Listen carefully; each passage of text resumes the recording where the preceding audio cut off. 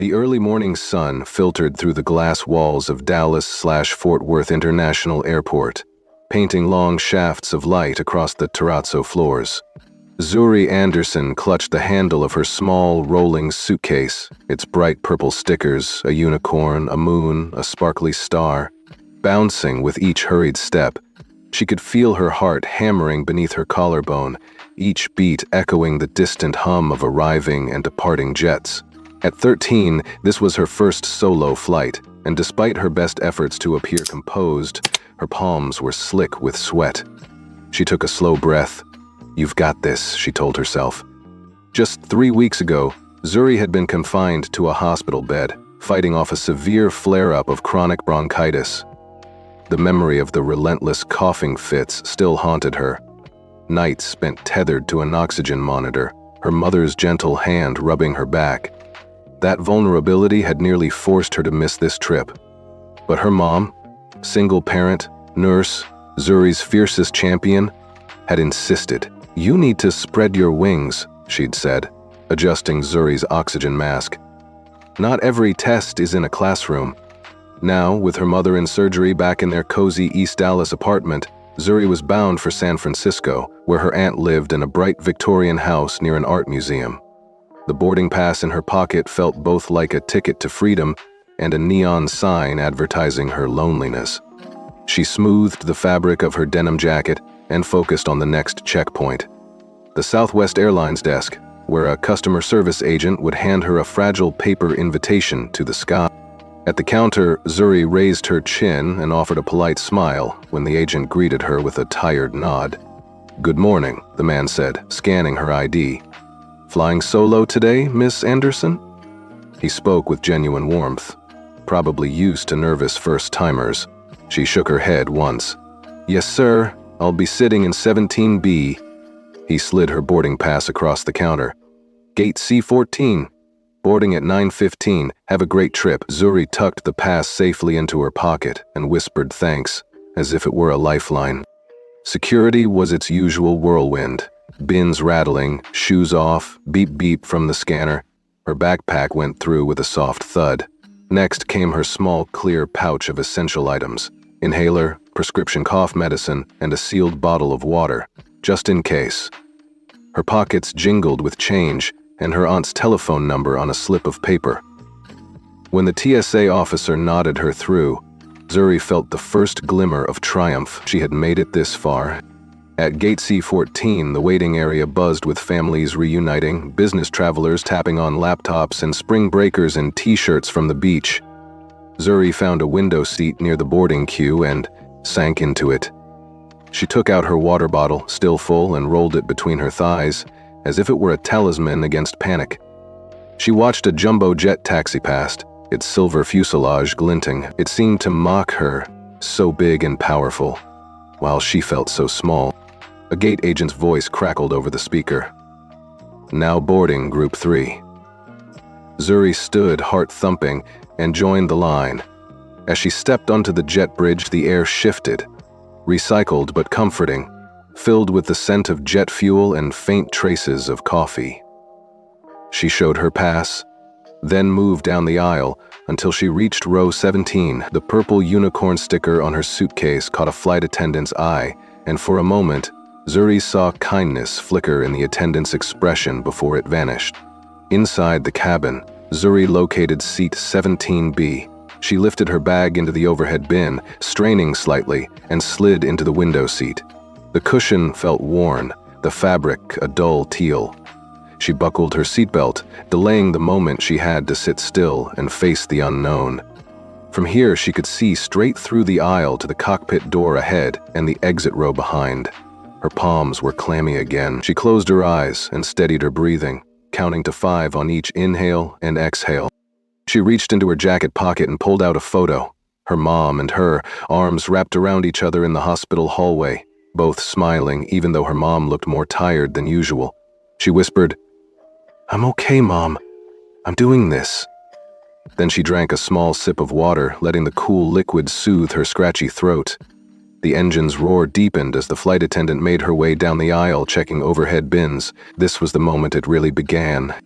With the cabin now full and the flight attendant asking everyone to fasten their belts, Zuri felt a flutter of excitement replace some of her nerves. The engines spooled up and the plane began its taxi to the runway. She pressed her forehead lightly against the window's cool frame, watching the terminal fade behind her. Ahead lay 15,000 feet of sky, new sights, and the comfort of her aunt's home. And for the first time in weeks, she allowed herself to believe maybe this trip would be exactly what she needed. Patricia Vaughn stood in the galley at the front of the economy cabin like a warden guarding her domain.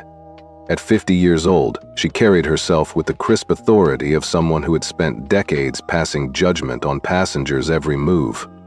Her uniform was immaculate, a sharply pressed navy blazer over a white blouse, a neckerchief tied just so, and her hair was pulled back into a tight bun that left no stray strands to soften the lines of her stern face. As she glanced down the aisle, her lips curled into a practiced, polite smile that never reached her eyes.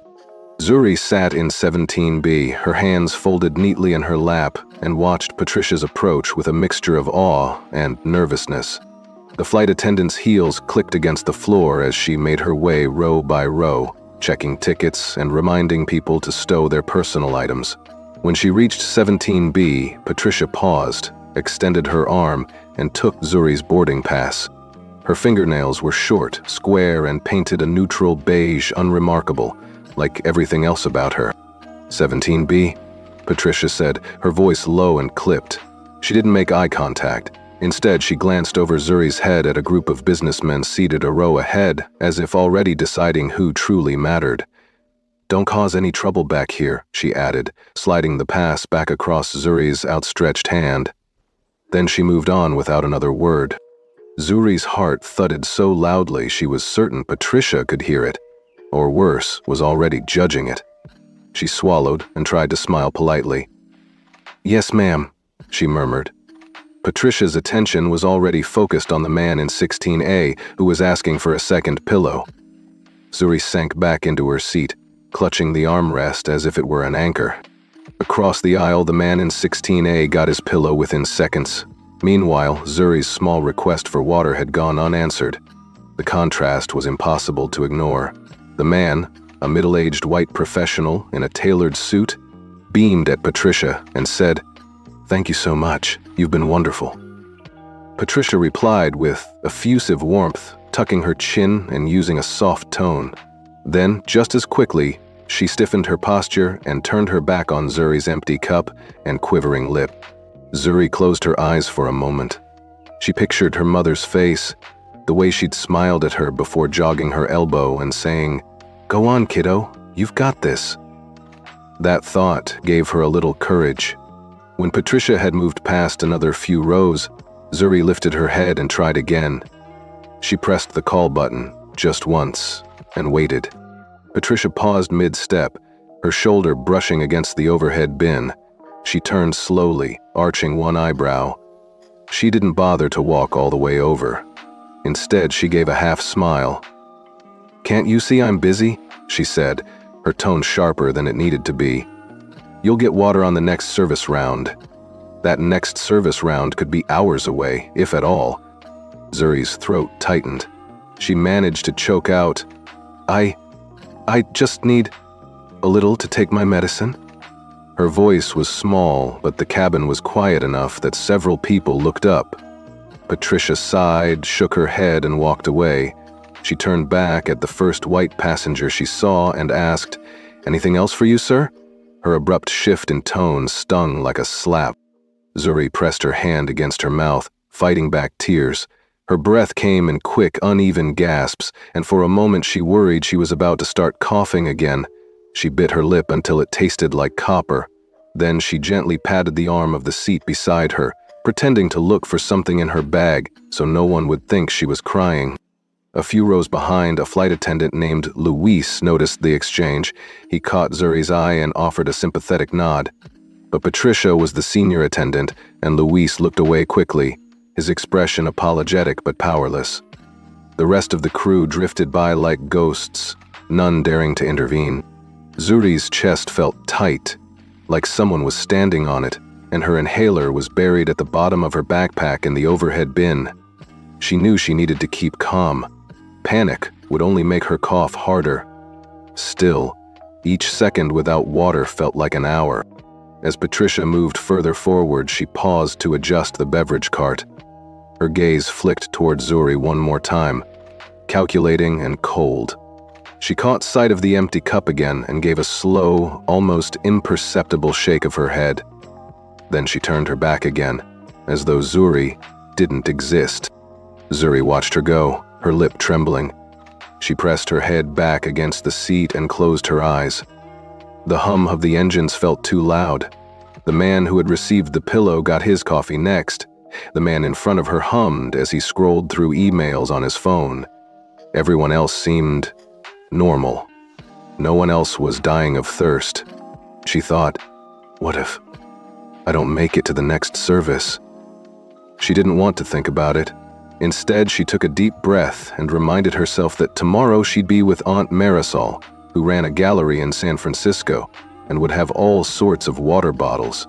And hot chocolate, too, Zuri hoped. For now, she had to hold on. By the time the beverage cart rolled down her aisle again, Zuri's grip on her armrest was so tight her knuckles went white. Patricia gave her a long, hard look before leaning over the cart. "You were told to wait," she said, her voice dropping to a whisper meant only for Zuri.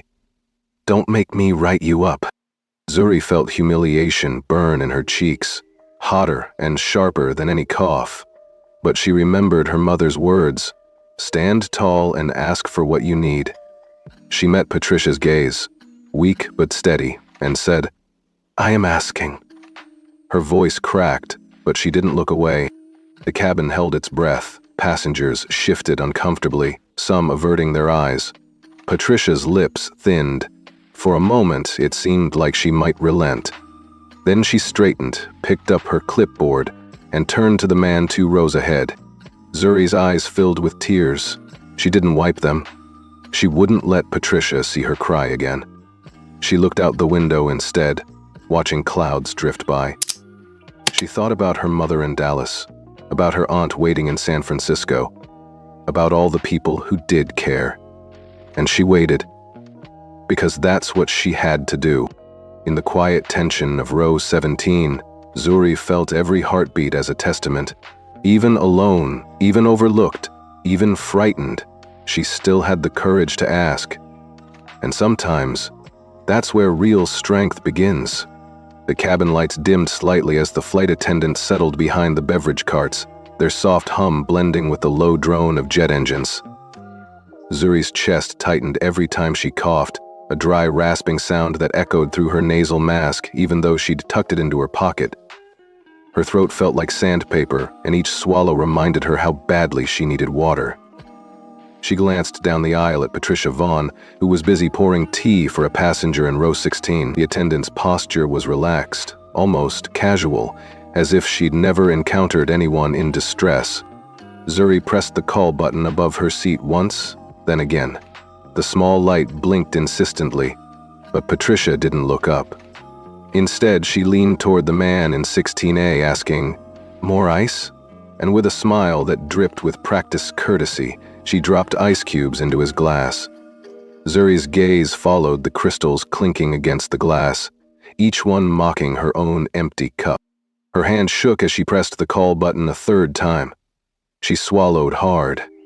Maybe if she whispered loud enough, someone else would hear. But her voice came out as a quiet, "Excuse me?" that barely made it past her lips. A trickle of panic fluttered in her stomach. She closed her eyes for a moment and pictured her mother's face, warm, encouraging, and took a slow, careful breath. When Zuri opened her eyes again, Patricia had finished with the man in the suit and straightened. The attendant's gaze swept back toward the middle of the cabin, but instead of checking the call light, she made eye contact with a woman in row 15 and said, "Anything else for you, ma'am?" Her tone was friendly, inclusive, just not for Zuri. A lump rose in Zuri's throat. She reached for her water bottle, sitting snugly in her backpack on the floor at her feet, but the zippered pouch wouldn't budge beneath the seat in front of her. She tugged at it futilely, cursing softly under her breath. She didn't want to make a scene, but her lungs were burning. She needed to take her antihistamine. The medicine was useless if she couldn't wash it down. Zuri glanced at the pale blue pillow on her seat and hugged it against her chest. She met the eyes of the passenger next to her, a businesswoman tapping on her laptop, and felt her cheeks flush with embarrassment. The woman gave her a sympathetic look but quickly looked away, as if she too lacked the courage to intervene. The murmur of the cabin seemed to swell around Zuri, and she felt alone on a sea of indifferent faces. Her breathing became shallower, and a dry cough escaped her lips. She gripped the armrests to steady herself, every muscle in her body tense. She thought, if I close my eyes, maybe this will pass, but the rasp in her throat only worsened. She closed her eyes tightly and squeezed her pillow until her knuckles turned white. Suddenly, Patricia reappeared beside the beverage cart, polishing a tray with brisk, precise movements. She glanced up, saw the blinking call light, and sighed, a sound loud enough for several nearby passengers to hear. She called out, "Miss Anderson, I said you'll get water on the next service round." Her voice carried a note of impatience, as though Zuri's health were a trivial inconvenience. Zuri blinked back tears. Next service round. How many more minutes before that arrived? She swallowed again, trying to ease the tickle at the back of her throat. She managed a whisper, almost under her breath. "Please, I really need water." For a heartbeat, Patricia hesitated, just enough that Zuri thought maybe she'd relent, but instead the attendant's lips curved into a dismissive smirk. "We have procedures," she said, loud enough that a hush fell over 3 or 4 rows. "If you want water, come to the galley after we finish this cart." With that, she turned on her heel and walked away, leaving Zuri's plea hanging in the stale air. A flight attendant named Lewis, passing by, shot Zuri a quick glance of concern. He paused, then moved on, wringing his hands behind his back. Zuri realized it wasn't his place to overrule a senior attendant. The power imbalance felt crushing. She bit her lip and tried to steady her breathing again. The man in 16A laughed at something on his phone. Patricia's laughter followed. Zuri looked out the window and watched wispy white clouds drift by. They seemed innocent, untouching, unlike the walls closing in on her from every side. She pictured her aunt's bright Victorian home, warm fireplaces, big glass windows, and a tall silver water pitcher standing by the dining table. That memory was a comfort she clung to, even as the cabin felt colder. She thought of her mom one last time. "You're stronger than you think," her mother's voice echoed. Zuri lifted her head, hands still trembling, and whispered, "I can do this."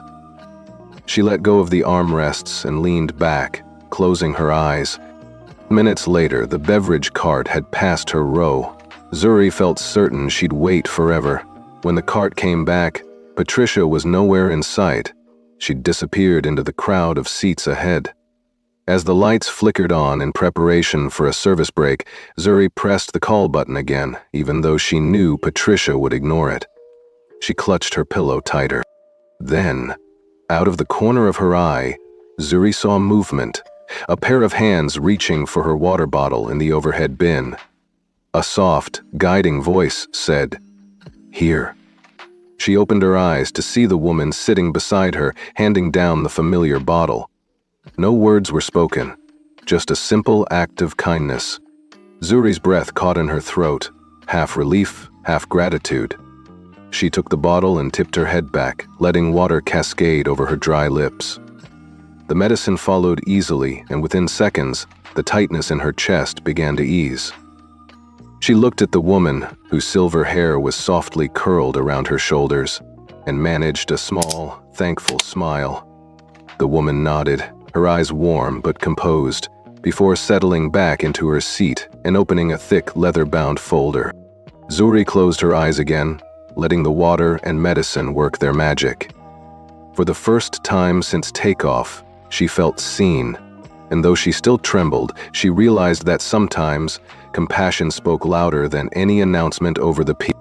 As the plane soared higher into the sky, Zuri clutched that water bottle like a lifeline.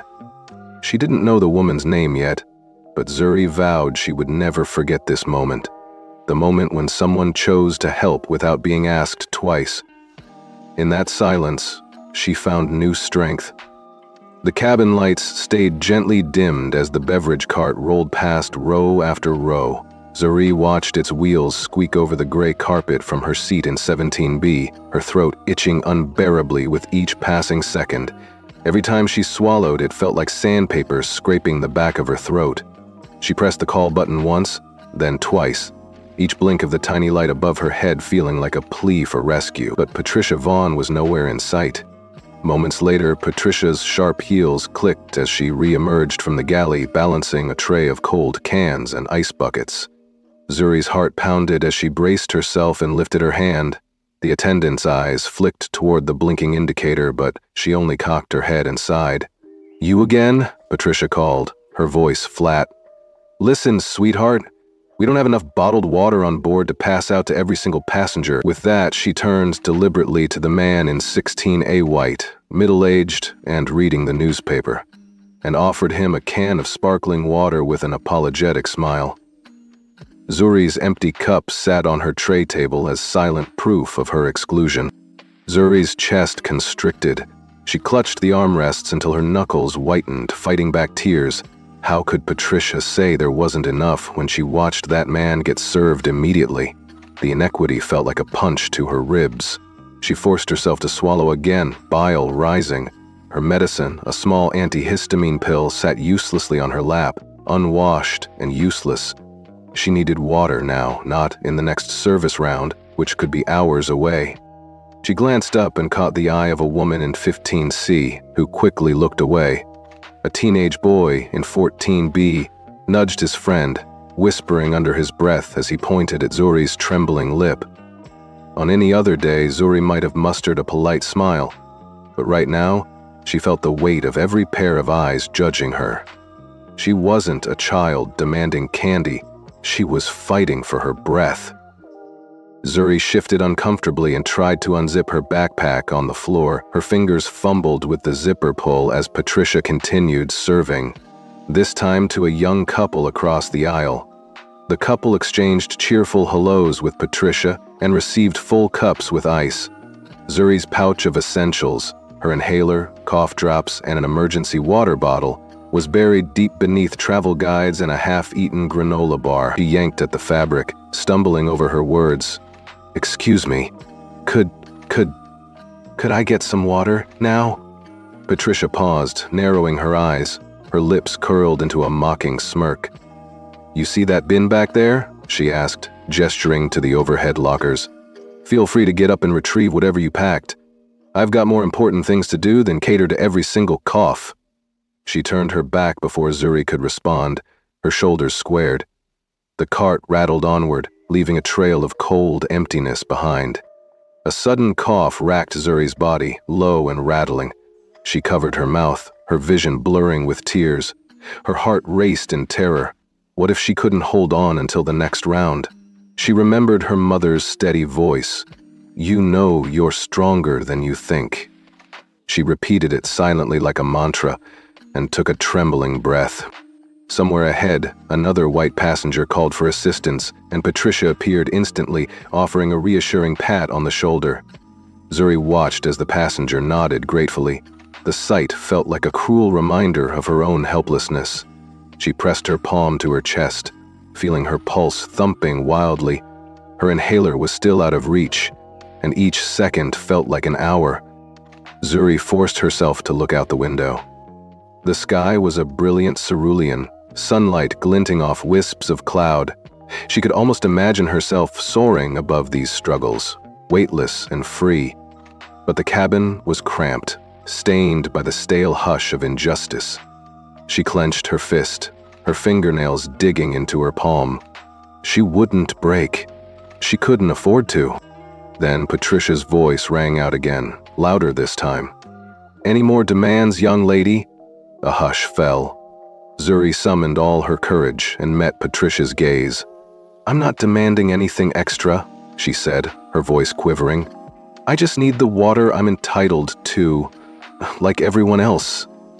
A bead of sweat rolled down her temple. She felt every head turn, every breath in the cabin halting to listen. Patricia tilted her chin and let out a slow, condescending laugh, loud enough for everyone to hear. "Entitled," she echoed. "You think you deserve special treatment because you can't handle a minor inconvenience?" She looked about to scold her further, but something in Zuri's steady eyes gave her pause. For an instant, the entire plane held its breath. Then Patricia lifted her muscular forearm and pointed dramatically down the aisle. "If you keep this up, I'll make sure you're reported. We'll have security waiting when we land. They'll see how disruptive you've been." Her tone was low, full of dark promise. Zuri's stomach churned. The threat stung more than the hot tears now sliding down her cheeks. Zuri swallowed against a lump in her throat. The humiliation burned hotter than her dry cough. She nodded once, willing herself not to cry out. The cart jingled as it continued forward. Patricia moved on to another seat, leaving Zuri's cup still empty. Zuri pressed her forehead against the window, trapping her reflection there. Small, teary-eyed but unbroken. She placed one hand over her heart and took a measured breath, almost tasting the freedom of air. She thought of her aunt's warm welcome in San Francisco, of cold water in a sunlit kitchen. For now, she would endure. She would survive this injustice because that was what real strength looked like. Standing tall, even when everyone else tried to push you down. And so, with a trembling chin and unwavering resolve, Zuri waited, waiting for someone to remember her humanity. And for the moment, when justice would finally arrive, Zuri sat rigidly in her 17B seat as the cabin lights dimmed to a soft glow. Her throat still burned from the coarse antihistamine she had forced down without water, and every swallow felt like dragging sandpaper across her vocal cords. She pressed the call button again, her fingertip trembling, but the attendant's heels tapped farther down the aisle, serving smiling passengers with mechanical courtesy. The sparkle of ice cubes in fragile glasses caught the overhead lights, mocking her empty cup. She glanced sideways at the woman in 17A, an older passenger with silver hair loosely curled around her shoulders and a patterned scarf draped elegantly over her coat. The woman wore simple gold-rimmed eyeglasses and was absorbed in a leather-bound journal, her pen scratching quietly at soothing lines of text. Zuri didn't know her name, but the gentle tilt of her head suggested she was paying attention. Zuri's heart clenched as a fresh cough rattled her chest. Her inhaler sat buried at the bottom of her bag, unreachable. She pressed her fingers into her temples, willing the urge to subside. But when her gaze flicked back to 17A, the woman quietly closed her journal, tucked the pen away, and lifted a small plastic bottle of water from her own tote bag. Zuri blinked in surprise. The woman did not call over the attendant or clear her throat. She simply held out the bottle, uncapped it, and offered it across the narrow armrest. Zuri hesitated. She had learned to be cautious, to stand on her own 2 feet. But her cough jolted through her like a warning, and she reached out, taking the bottle with both hands. "Thank you," Zuri managed, her voice raspy. The woman offered a soft nod, her blue-gray eyes warm but unreadable. She said nothing more. Zuri lifted the bottle and tipped it slowly, letting cool water flow over her parched lips and down her throat. Relief blossomed through her chest, an almost painful sweetness of hydration. She closed her eyes and savored the sensation, each sip easing the tightness in her lungs. She could have drunk the entire thing, but she paced herself, mindful of every drop. As the water settled, she unscrewed the cap and swallowed her pill, feeling it glide easily down. She exhaled a breath she hadn't realized she'd been holding. The tension in her shoulders loosened, and she lowered her head to hide the flush of gratitude and embarrassment warming her cheeks. Around them, the cabin continued its routine hum, passengers reading magazines, checking phones, and whispering to travel companions. No one seemed to notice the quiet exchange. Yet in that small gesture, the entire dynamic of the flight shifted for Zuri. She felt seen, acknowledged, and, most importantly, human again. She turned back to the stranger beside her, wanting to say more, but the woman was already retrieving her journal. With a brief, encouraging smile, she flipped it open to a fresh page and resumed writing as if nothing had happened. That casual compassion struck Zuri more powerfully than any grand speech ever could. Moments later, Patricia appeared at the end of the beverage cart, checking her checklist with efficient detachment. She glanced in Zuri's direction, noticed the bottle, and her lips pressed into a thin line. Patricia's gaze flicked from Zuri to the woman beside her, an unspoken question in her eyes. The woman met Patricia's stare calmly, her posture unflinching. Patricia weighed the situation. For a heartbeat, it seemed as though she might intervene to assert control, but then she shook her head and looked away, directing her attention to another passenger. The act of quiet defiance, Zuri realized, was as powerful as any confrontation. Patricia had chosen not to challenge the woman, implicitly acknowledging that her authority had limits. Zuri unclenched her fists and relaxed back into the seat, her heart still pounding but steadier than before. The water had restored not just her breath, but a sense of dignity. She studied the stranger's calm confidence, the way she held her pen, the gentle upturn of her lips when she paused to look out the window at the rolling clouds. Gathering courage, Zuri piped up softly. "Were you a nurse or something? You just knew what I needed." The woman paused mid-word on her journal entry and offered a small smile. "No," she said quietly, her voice warm and melodic. "Just someone who believes we should look out for each other. It's nothing fancy." Zuri nodded, glancing at her reflection in the window. She studied the way her shoulders had relaxed, the pale pink shimmer of tears that had dried at the corners of her eyes. She felt stronger already, buoyed by someone's simple act of kindness. The woman settled back into her seat and folded her journal shut. Then, from the inside pocket of her blazer, she withdrew a small packet of lemon candies and held them out to Zuri. "For the throat," she said. Zuri's eyes filled with tears once more. Tears of relief, gratitude, and an unexpected warmth. She took 2 candies and tucked them into her mouth, savoring the tart sweetness that soothed the scratchiness in her voice. She looked up to thank the woman properly, but when she blinked, the older passenger was already turning a page in her journal, her expression serene and thoughtful. Zuri leaned back, smiling to herself. She felt a spark of hope she hadn't experienced since boarding. The flight felt less like a lonely ordeal and more like a journey, one where allies might be hidden in plain sight. She realized that sometimes the most powerful support came not from grand gestures, but from the quiet moments. A shared bottle of water, a handful of candies, a reassuring nod. As the plane leveled off at cruising altitude, Zuri felt a newfound resolve settling in her chest. This trip would be more than just a visit to her aunt's home.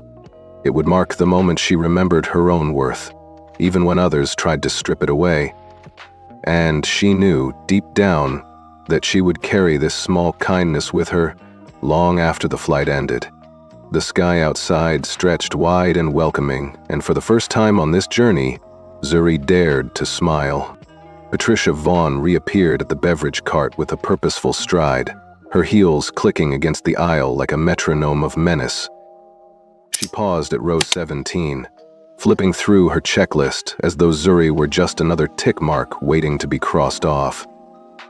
Zuri sat hunched in 17B, hugging her thin blanket around her shoulders, and dared not look up. Her throat still burned from the antihistamine, but the water she'd been given had eased the worst of the scratchiness, enough that she felt brave enough to meet Patricia's gaze. Even if just for an instant, Patricia's eyes narrowed as she noticed the half-empty bottle in Zuri's hand. Her lips curled into a mocking smirk. "Who told you to accept that water?" she barked, voice sharp enough to slice through the cabin's hush. "This isn't a charity flight. You think you're special just because you've got a sad story?" She jabbed a finger at Zuri's chest. The motion made Zuri flinch. Heat flooded Zuri's cheeks. She traced a trembling line down her arm, straight to her clutched bottle. No one else would have dared intercept that simple kindness, and now the attendant was punishing her for it. She pressed her lips together and shook her head once, eyes fixed on her lap. The silence that followed felt heavy, like a dam holding back a flood of emotion. Patricia stepped closer, and Zuri could smell the faint scent of her perfume, sharp, floral, almost overpowering in the recycled air. "If you think you're going to get special treatment, think again," Patricia hissed. Around them, passengers turned in their seats. A businessman in 16C sat forward, frowning. A young mother by the window rocked her sleeping infant, concern etched on her face. Zuri swallowed hard. Her voice felt trapped behind an invisible wall. She fought the rising panic in her chest. Panicky enough to trigger her cough again, but managed to whisper, "I just needed water." She couldn't bring herself to add the rest, "to take my medicine," though every fiber of her being ached to. Patricia's nostrils flared. She straightened her shoulders, towering over Zuri. "Don't get emotional," she snapped. "You're wasting my time, and mine is worth a lot more than yours." Her meaning was clear. Zuri's life, her very breath, were nothing compared to Patricia's schedule. The words hit Zuri like a physical blow. Zuri's vision blurred, not from the cough, but from the sting of Patricia's insult. She blinked rapidly, willing the tears away. She thought of her mother back in Dallas, sleeping off her surgery, expecting her to be safe. This was supposed to be a celebration of recovery. Instead, Zuri felt smaller than she'd ever felt, like a piece of trash tossed aside. Her breath caught. She forced herself to look up, meeting Patricia's cold eyes. "Is it because I'm black?" The words slipped out before she could stop them. They were soft, more a tremor than a challenge, but the honesty in them rang through the aisle like a bell. Patricia's mouth snapped shut. For a heartbeat, the entire cabin seemed to freeze. Even the hum of the engines faded. Then Patricia's face twisted into an expression of fury and disbelief. "Don't drag race into this," she spat. "I don't have time for your race card." She threw her clipboard down onto the cart with such force that the tray rattled, ice cubes dancing in their bucket. Several heads swung toward them. A woman 2 rows back gasped. A preteen boy cocked his head, eyes wide. Zuri's heart thundered, but she remained rooted to her seat, her spine stiff and straight. The humiliation was searing, but beneath it burned a tiny ember of defiance. Patricia straightened her apron with a sharp tug and looked down her nose at Zuri. "You think life plays fair just because you can call attention to yourself?" she muttered. Her tone was low, venomous. "Don't push your luck, kid." Then she spun on her heel and stalked away, leaving her words hanging in the recycled air. A hush fell over row 17. Zuri closed her eyes tightly and pressed her fingers against her temples, trying to quell the thunder in her head. But when she opened them again, she caught the eye of the woman in 17A, Dr. Rivers, who gave her a small, steady nod. Zuri felt the ember inside her flare into a small spark of relief. A nearby passenger leaned over and offered a silent thumbs up before retreating. Another man, a professor by the look of his tweed jacket, quietly slipped a handkerchief out of his pocket and lay it across Zuri's lap. Not an apology in words, but an acknowledgement that what happened wasn't right. Zuri drew in a shuddering breath and lifted the handkerchief to her face, dabbing at her eyes. The gesture reminded her of her mother's tender ways, always cleaning scraped knees gently, always offering comfort without judgment. She clutched the fabric and let herself feel 2 things at once: the sting of Patricia's cruelty and the warmth of the small kindnesses blossoming around her. Behind her, the flight attendant Louise hovered for a moment, looking torn. He wore the same uniform as Patricia, but with a friendlier cut. He opened his mouth, then closed it, his shoulders sagging. Zuri realized he couldn't override his supervisor, no matter how badly he wanted to help. She straightened her spine and whispered, "Thank you," to the professor. Then she tucked the handkerchief into her jacket pocket for later. Each small act of compassion felt like a lifeline. Even though Patricia tried to break her, Zuri found strength in those quiet alliances forming in the cabin.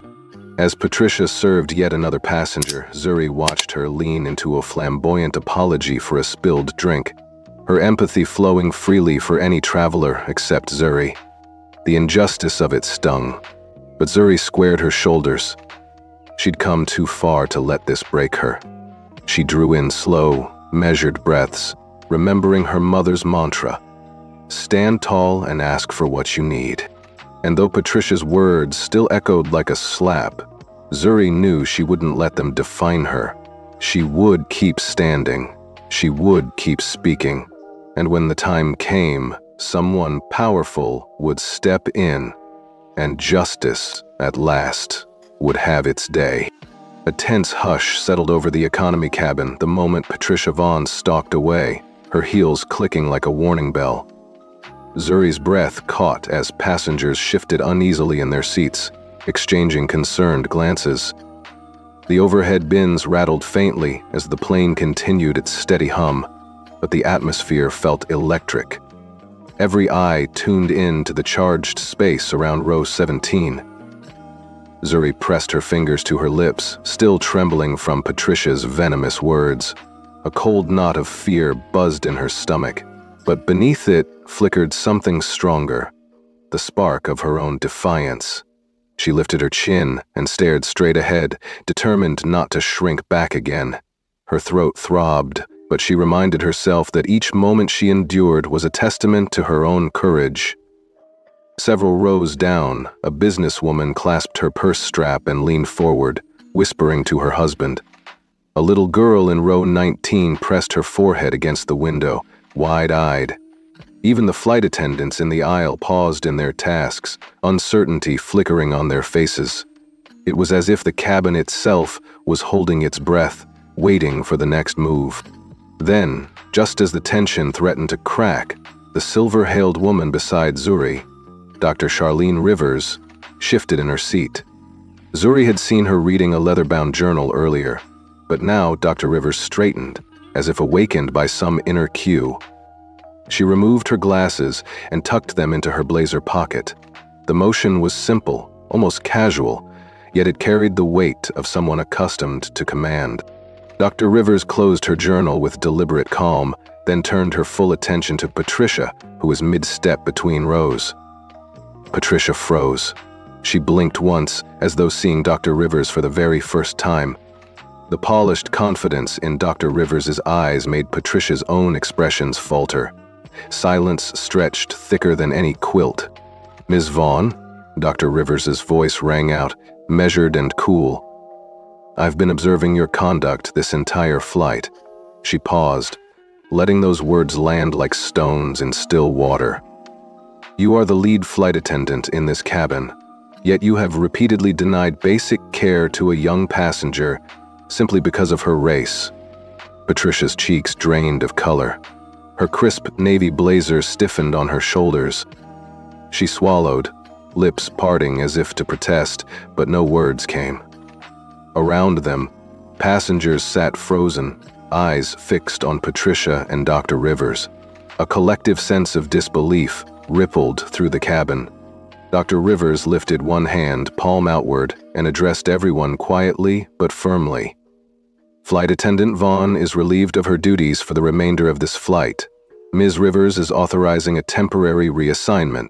She will report to the crew rest area until we land." She nodded toward a junior attendant standing near the galleys. "Carter, please escort Ms. Vaughn back to the crew quarters." Carter Wilson, a younger flight attendant with sympathetic eyes, stepped forward hesitantly, then moved decisively to Patricia's side. Patricia's jaw clenched as Carter gently placed a hand on her arm and steered her toward the curtain that hid the crew rest area. With every step, Patricia's authority unraveled, and the cabin watched, riveted, as the once untouchable lead attendant disappeared from view. Zuri's shoulders sank in relief. She let out a breath she'd been holding and turned toward Dr. Rivers. Tears pricked at her eyes, not from fear but from gratitude so deep it felt like light flooding her chest. The other passengers began to murmur words of support, a soft, "good for you, kid," a hesitant round of applause, even a few tears from strangers moved by the spectacle of justice unfolding at 35,000 feet. Dr. Rivers closed the space between them and laid a gentle hand on Zuri's arm. "You were brave to speak up," she said softly. "No child should ever be denied the care they need." Her voice carried the warmth of genuine compassion, the kind that only someone who had navigated boardrooms and crises could offer. Zuri managed a shaky smile. "Thank you, Doc," she began. "Rivers, Charlene Rivers." The older woman offered her journal. "If you ever doubt yourself, read these pages. They're filled with stories of people doing what's right, even when it's hard." Zuri accepted the journal reverently, the leather smooth under her fingers. She looked back at the aisle, where Carter stood guard and Patricia lingered just beyond the curtain, her head bowed. The cabin buzzed with a new energy, an unspoken promise that cruelty and prejudice would no longer go unchecked. As Dr. Rivers and Zuri shared a final encouraging nod, the rest of the cabin began to cling a little closer to each other, strangers forming a fleeting community bound by empathy. Zuri tucked the journal into her lap and pressed her hand over her heart, feeling the steady thrum of her own bravery. Outside, a curtain of clouds parted under a golden sun, as though the sky itself were celebrating. Inside, at the heart of the plane, justice had arrived in the most unlikely form.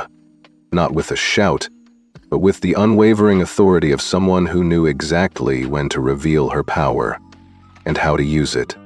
The cabin fell into a hush so complete you could hear the soft thrum of the engines humming beneath everyone's seats. Patricia Vaughn, once a pillar of authority striding through these aisles, stood frozen in mid-step as Dr. Charlene Rivers regarded her with cool, unwavering calm. In that moment, time seemed to slow for every passenger in economy, an expectant pause before the scales of power shifted irrevocably. Dr. Rivers tapped the armrest lightly, drawing everyone's attention. "Ms. Vaughn," she said, her voice quiet but carrying a weight that filled the space. "You have repeatedly refused essential care to a child under my watch. That is unacceptable." Her tone was neither angry nor indulgent. It was simply factual, absolute. Effective immediately, you are relieved of your duties for the remainder of this flight. Heads turned. Passengers blinked. Even the flight attendants paused behind their carts, surprised to see protocol enforced so swiftly. Carter Wilson, the junior attendant who had lingered by the galley, stepped forward with a gentle professionalism. He placed a respectful hand on Patricia's elbow. "I'll escort you to the crew rest area, ma'am," he said. Patricia's mouth opened as if to protest, but no words came. Her eyes flicked to the curtain concealing the crew quarters, then back to Dr. Rivers. For the first time that flight, she looked uncertain, her crisp uniform and stern demeanor unable to mask the shock on her face. Zuri Anderson, seated by the window in 17B, felt her heart pound in her chest. Relief mingled with awe as she watched Carter lead Patricia away. The stern flight attendant stumbled slightly, her confident stride reduced to stumbling steps as she passed row after row of onlookers. She offered no rebuttal, no desperate plea, just a silent acceptance of the verdict delivered by someone with higher authority. As Patricia crossed the threshold into the crew rest area, a ripple of hushed applause moved through the cabin. A middle-aged woman in row 12 covered her mouth in surprise, then gave a small, conspiratorial smile. A young father leaned toward his toddler, whispering, "That's how you stand up for the little ones." The atmosphere, once pinned down by tension and cruelty, now buzzed with an electric energy of solidarity. Dr. Rivers turned back to Zuri with a kind, understanding smile. She moved down the aisle with deliberate grace, each step measured as if crossing a courtroom. Reaching row 17, she knelt beside Zuri's seat, careful not to loom. "You did the right thing," she said softly, placing a supportive hand on Zuri's shoulder. "It takes real courage to stand up when you're scared." Zuri's chest tightened. Gratitude and disbelief warred within her. She managed a small nod. "Thank you," she whispered. I didn't know what else to do." Dr. Rivers reached into her leather tote and pulled out the leather-bound journal she'd been writing in earlier.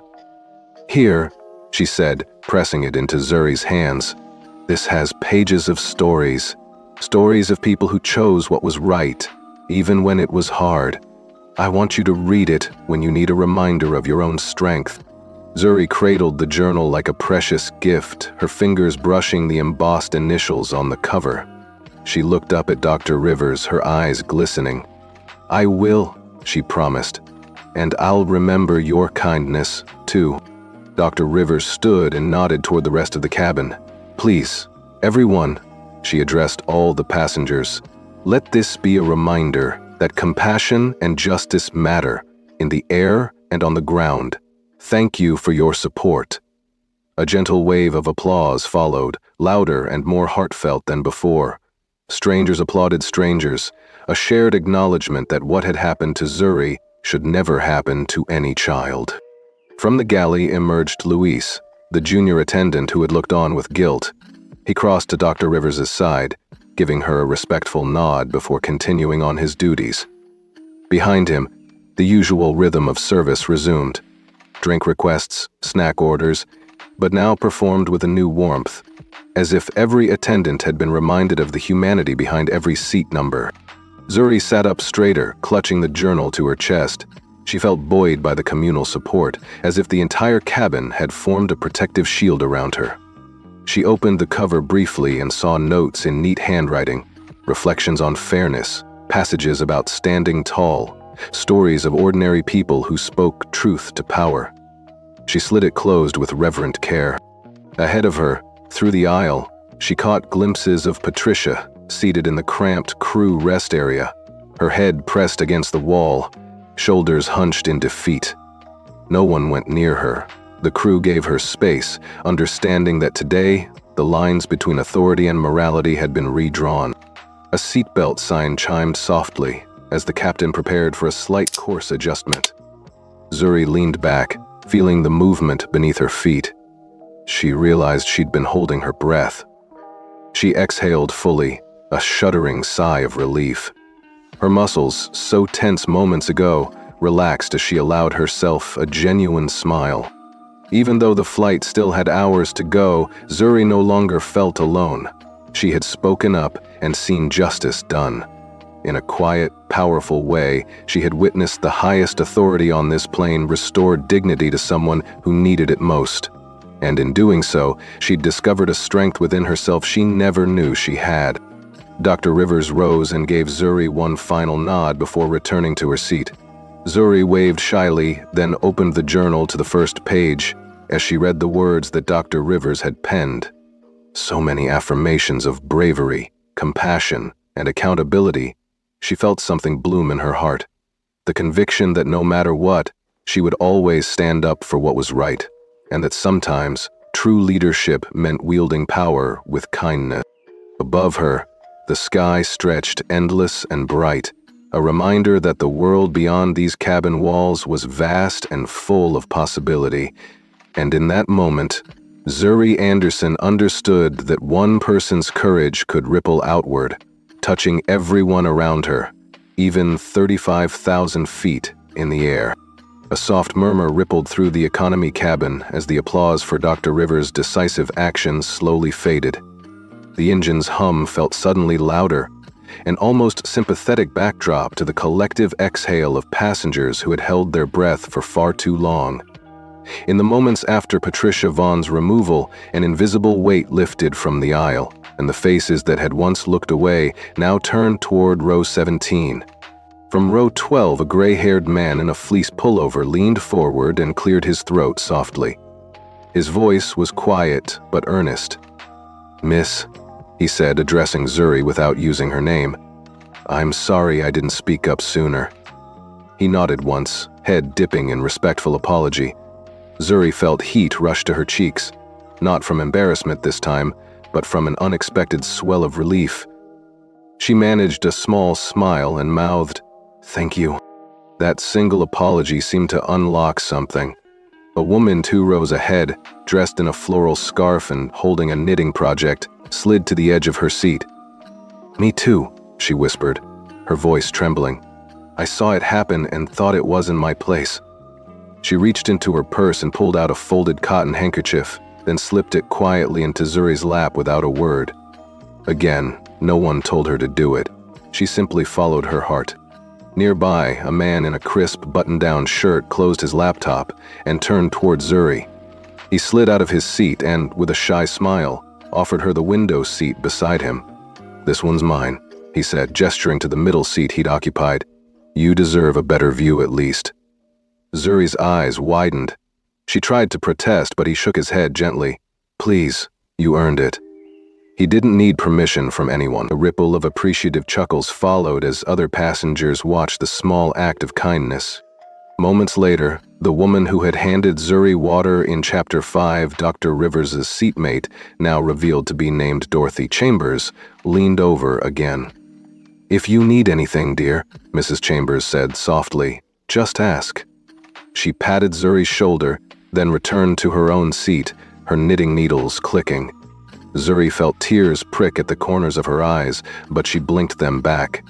Each gesture of solidarity was a brick laid in place of the barrier Patricia had built. Across the aisle, the pre-med student who had first tried to help Zuri now leaned in with a bottle of juice. "You might need a little sugar after all that stress," she offered. The boy beside her, who'd earlier recorded the incident on his phone, slipped his earbuds into his pocket, looked around sheepishly, then added, "I'm glad I captured the truth." He tapped his phone, but no one asked him to. He simply felt compelled to stand by what was right. Oddly, the cabin felt warmer now, as if those shared moments of compassion had lit small lamps at every seat. The flight attendants resumed service, but this time they did so with something like respect in their eyes, reminding Zuri that she was not invisible. When the beverage cart rolled by, Lewis gave a quick nod and stacked the empty cups behind him, signaling that the next round of water was on him. Zuri pressed her journal, Dr. Rivers' gift, against her chest and took a steadying breath. She looked around at the faces that had once turned away, now open and attentive. She realized that these people had changed, however briefly, because she had spoken up. She had shifted the current of their empathy. In that spontaneous community of strangers, Zuri discovered a profound lesson. Courage doesn't always roar. Sometimes it's the gentle chorus of quiet voices saying, "I see you," and "I'm sorry," and "let me help." And at 35,000 feet in the air, she felt grounded by something stronger than fear. The knowledge that doing what's right can inspire others, even when they believe they're powerless. As the plane hummed onward toward San Francisco, Zuri closed her eyes and let those soft voices carry her forward. Proof that justice can blossom in the smallest acts of kindness, and that the most powerful solidarity often comes from hearts willing to speak up, no matter how quietly. There was a gentle ripple of excitement as the cabin crew began to reset the beverage cart, and the hush that had fallen after the solidarity of Chapter 9 gave way to something new: anticipation. Zuri Anderson sat forward in her economy seat, journal clutched in her lap, and watched Dr. Charlene Rivers rise from 17A with a confident grace that seemed to bend the very air around her. The older woman adjusted her blazer and tapped lightly on her Infleet tablet. In a clear, even voice, she called, "Miss Anderson, would you join me in first class?" Zuri's heart caught in her throat. She blinked at Dr. Rivers, unbelieving. Passengers 2 rows back stirred, and a soft ooh drifted through the cabin. Zuri opened her mouth to protest. She'd never dreamed of such a request. But the lattice of fear and excitement in her chest tightened until she could only nod. "Yes, thank you," she managed. The words sounded small, but inside Zuri felt as though she were stretching taller, free of the weight that had pressed on her since takeoff. Carter Wilson, the junior attendant who'd escorted Patricia away, emerged from the galley and offered Zuri his arm. He smiled warmly. "Right this way, Miss Anderson," he said. The aisle suddenly felt like a parade route as Zuri stood, smoothed her jacket, and took a tentative step out of 17B. Heads turned. Some passengers offered polite applause, others simply smiled. Zuri held Carter's arm as they walked, her knuckles white but her chin lifted. At the curtain dividing economy from first class, Carter drew it back with a flourish. The air beyond was brighter. Soft, overhead lights cast a warm glow across plush leather seats arranged in pairs, each with extra legroom and gleaming wooden trays. The carpet was deep navy, and the cabin buzzed with an almost reverent calm. A flight attendant stationed at the front gave Zuri a respectful nod before silently returning to duty. Dr. Rivers stood and gestured to a vacant seat in the second row of first class, directly beside her own. "This seat is yours, Zuri," she said gently. Zuri stepped forward, her shoes making no sound on the thick carpet, and lowered herself into the wide cushioned chair. She let out a breath she didn't know she'd been holding. The leather felt cool and luxurious beneath her fingers. She reached out to touch the embroidered Pacific Jet logo on the headrest and whispered, "Wow." Dr. Rivers settled into her own seat and leaned back, studying Zuri with a look of genuine regard. "You deserve more than the bare minimum," she said. The words were simple, but they carried the weight of someone who had spent decades making high-stakes decisions. You deserved water when you needed it, and more than that, you deserved to feel safe. I want you here so you can see firsthand how we'll make sure no one else is treated that way." Zuri looked around at the pristine surroundings. Individual reading lamps, a small entertainment screen tucked into each armrest, a basket of fresh fruit waiting on a side table. She glanced at Dr. Rivers and felt a surge of confidence. "Ms. Rivers," she said, "thank you. I've never sat in first class before." Her voice wavered with emotion. Dr. Rivers smiled kindly. "Then let's make this worth your while." She tapped her tablet twice, and the attendant at the front rolled forward a small cart with chilled bottled water, warm towels, and a selection of herbal teas. Carter reappeared with a silver tray holding an array of fresh berries and tiny sandwiches. The service felt almost ceremonial, a clear contrast to the indifference Zuri had endured just moments ago. As Zuri sipped a cool glass of water, she felt the last remnants of panic dissolve. Each sip washed away the dry scratchiness in her throat and replaced it with a sense of belonging. She noticed Carter pausing respectfully at each pair of seats beyond, offering passengers everything from fresh juice to noise-canceling headphones. The crew moved with an attentiveness that looked effortless but was undoubtedly the result of precise training. And now, Dr. Rivers's direct oversight. Dr. Rivers leaned closer, lowering her voice to a confidential whisper. "I want you to help me document what happened. Your perspective matters. You're a witness, and your voice will guide the changes we implement." She tapped a few notes into her tablet. "We're going to overhaul the complaint process, train every flight attendant on bias awareness, and make sure management hears directly from passengers who experience discrimination." Zuri's eyes widened. The journal on her lap felt suddenly inadequate for capturing the magnitude of this moment. She fumbled for a pen and opened to the first clean page. I can't believe this," she said softly. "I never imagined I'd have a part in something so big." Dr. Rivers offered her the pen. "Believe it," she replied. "You've already changed the course of this company. Now you'll help shape its future." She placed a reassuring hand on Zuri's arm. No one should ever feel powerless at 35,000 feet. Outside the window, the cotton-white clouds stretched in an endless sea below. Zuri pressed her journal to her chest and took a deep breath, letting the sight of the sky's vast openness fill her with hope. She realized that rising into first class wasn't just about comfort. It was a symbol that justice could elevate the overlooked, that kindness could rewrite someone's story. Carter returned to remove the empty glass and set down a fresh cup of tea scented with chamomile. Zuri gave him a grateful smile. He nodded. "It's my pleasure," he said quietly. Dr. Rivers sat back, her gaze warm with pride. "You've done well, Zuri," she said. "Remember this feeling. Use it as fuel whenever you have to stand up again." Zuri closed her eyes for a moment, savoring the tingling warmth in her chest. When she opened them, she met Dr. Rivers's steady gaze and said, "I will. Thank you. For everything." As the plane cruised toward San Francisco, the first-class cabin felt like a safe harbor above the clouds.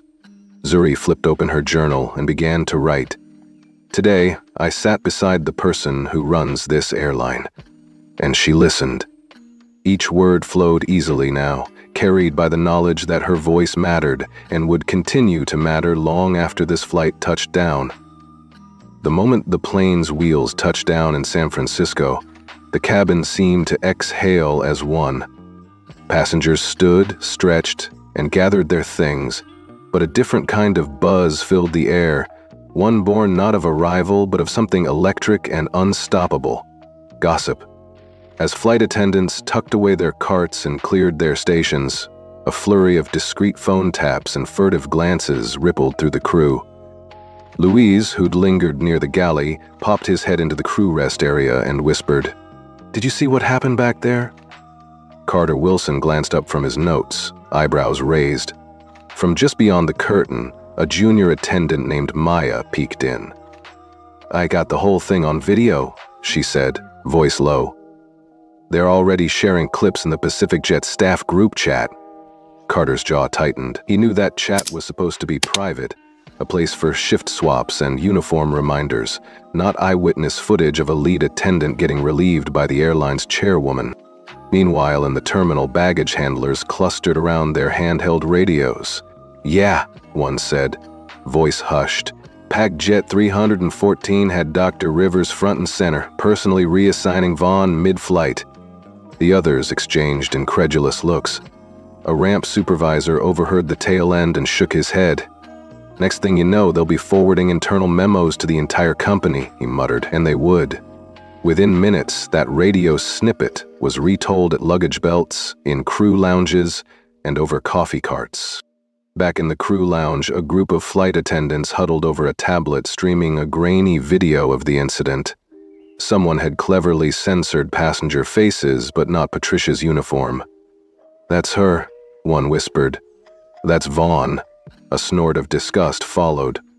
"She's been sketchy for months," another replied. "I'm not surprised it finally blew up." Suddenly, policy briefings and diversity training sessions took on new urgency. Whispers of mandatory bias awareness workshops floated through the room. Upstairs, at Pacific Jet headquarters, the internal Slack channel, crew situously went nuts. Notifications pinged relentlessly as employees from every department weighed in. A recruiter in Atlanta posted, "Just heard from my sister, a gate agent, flying on an alias flight with the chairwoman on board, crazy." A mechanic added a gif of a microphone drop. The chief of operations, who normally kept a stoic digital presence, posted a single line, "We will address this transparently." Within seconds, hundreds of reactions lit up beneath it. Even the customer service center felt the tremors. Call center agents, who normally handled ticket changes, found themselves fielding calls from curious passengers, demanding to know if Pacific Jet really stood by its policies. "Yes, ma'am," an agent assured one caller. "Your daughter will never be refused water for medical reasons." On the other line, a corporate partner asked bluntly, "Is this true about your chair intervening in flight operations?" The company line, well rehearsed by PR, had never been tested so quickly. Notes and screenshots circulated to every corner, from ground transportation coordinators to international dispatch teams. The rumor mill, once slow and grinding, now churned at lightning speed. And at the center of it all sat Dr. Rivers and Zuri, still in first class, still sharing that leather-bound journal. Zuri watched guests streaming in to disembark, many offering her congratulatory smiles. She felt a thrill of vindication. Not only had justice played out in the cabin, but it was reshaping the entire company culture before her eyes. As she closed the journal and looked up at Dr. Rivers, Zuri realized that this chapter of change was bigger than a single flight. It had become a catalyst, a story that would echo through Pacific Jet's corridors for months, perhaps years to come. And through every whispered headline and private message, one truth rang clear. When one person speaks up, the whole world can't help but listen. The jet bridge hissed as it connected to the aircraft's door, and the cabin lights brightened to signal the end of their journey. Passengers stirred, gathering belongings and stretching cramped limbs. But Zuri Anderson remained seated beside Dr. Charlene Rivers, clutching the leather-bound journal that had become her talisman. Around them, murmurs of congratulations and smiles of solidarity drifted through the rows, a quiet encore to the cheers and applause that had erupted just an hour earlier. Dr. Rivers leaned close, her silver-streaked hair catching the overhead light. "You did wonderfully, Zuri," she said softly, voice warm with genuine pride.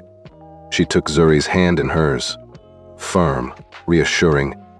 Zuri's heart fluttered, and for a moment she forgot the roar of the engines, the press of bodies around her, even the wide San Francisco tarmac visible through the windows. Zuri looked into Dr. Rivers's steady blue eyes and asked the question that had been on her mind ever since the ordeal began. "Dr. Rivers, if you hadn't been sitting here, what would have happened to me?" Dr. Rivers's gaze softened. She took a breath as though weighing her words carefully. "Someone would have helped you," she replied thoughtfully. "Maybe a fellow passenger, maybe another flight attendant. But they might not have had the power to do what needed to be done." She paused, giving Zuri space to absorb the answer. "Power matters," she continued, "but so does courage. And today, that courage came in many forms. People speaking up, people choosing kindness. But someone in my position had the authority to make real change, and that's why I acted." Zuri nodded slowly, gratitude perched on the edge of her smile. Dr. Rivers squeezed her hand. "The person beside you can make all the difference," she said. "Not because of their title, but because of what they choose to do with their influence. Today it was me, but tomorrow it could be you. Or anyone who sees injustice and decides not to look away." A hush fell over the cabin as Dr. Rivers stood and retrieved her coat from the overhead bin. Flight attendants and passengers alike watched her, recognizing a quiet shift in the air. When she stepped to the front and drew back the curtain separating first class from economy, a gentle wave of applause rose again, this time led by the crew who offered respectful nods to their new leader. Zuri followed, journal in hand. As she made her way down the aisle, people moved aside, offering polite smiles and whispered words of encouragement. "Nice job, so proud of you. You're amazing." Each acknowledgement lit a spark in her chest, reminding her that action, no matter how small, ripples outward. At the exit door, Dr. Rivers stopped and turned to Zuri one last time. "Remember," she said, voice low and certain, "it's not about the badge you wear. It's about the choice you make when you see someone in need. That choice defines you." Zuri nodded, her throat tight with emotion. She pressed the journal to her heart, then stepped off the plane into the bright San Francisco sunshine. In that moment, she understood that her voice and her courage had not only changed the course of a single flight, but had set in motion a wave of compassion that would carry far beyond 35,000 feet.